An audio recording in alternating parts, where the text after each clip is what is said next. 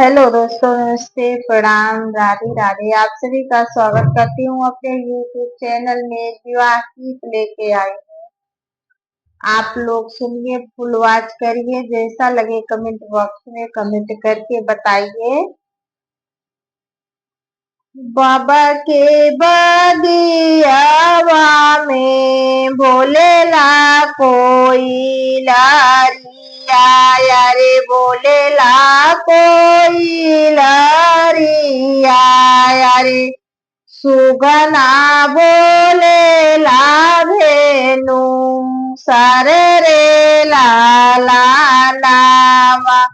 अरे सुगना बोलेला भेनु सारे रे लाला नामा।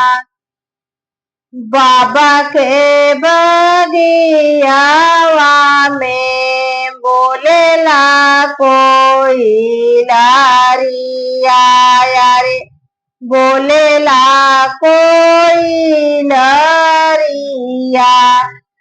अरे सुगना बोलेला भेनु सर रे लाला नावा, यारे सुगना बोलेला भेनु सर रे लाला नामा। बाबा के बगियावा में उतरेले कावने रामाया रे, उतरेले कावना रामा।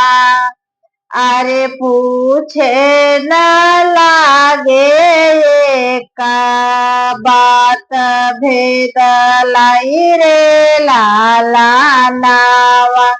अरे पूछे ला बाता भेद लाई रे लाला नावा। रामा रसोईया से निकलेली कावन दे, अरे निकलेली कावन दे।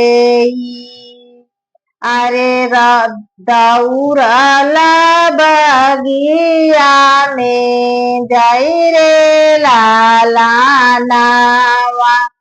अरे दौड़ल बगिया में जाई रे लाला नावा।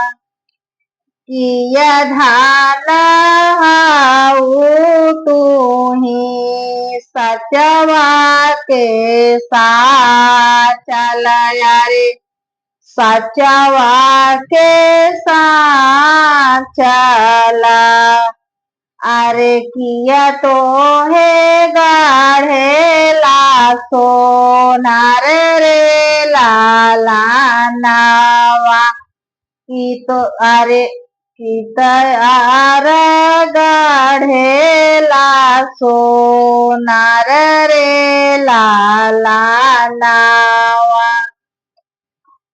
नाही हम हाई प्रभु सचवा के साथ चलया रे, सचवा के साथ चला।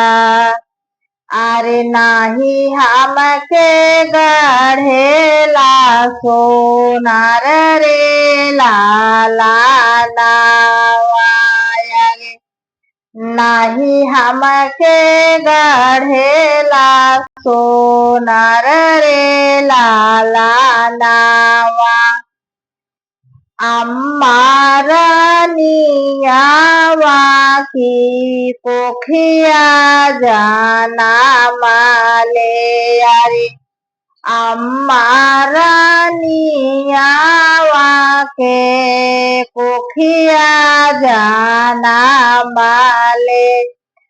अरे भैलिया फला सुकुवर रे लाला नावा। अरे भैलिया फला सुकुमार रे लाला नावा।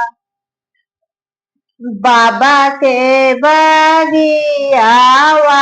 में बोलेला कोई लारिया रे, बोलेला कोई लारिया रे, सुगना बोलेला भेनु सर रे लाला नावा, अरे सुगना बोलेला भेनु सर रे लाला नावा।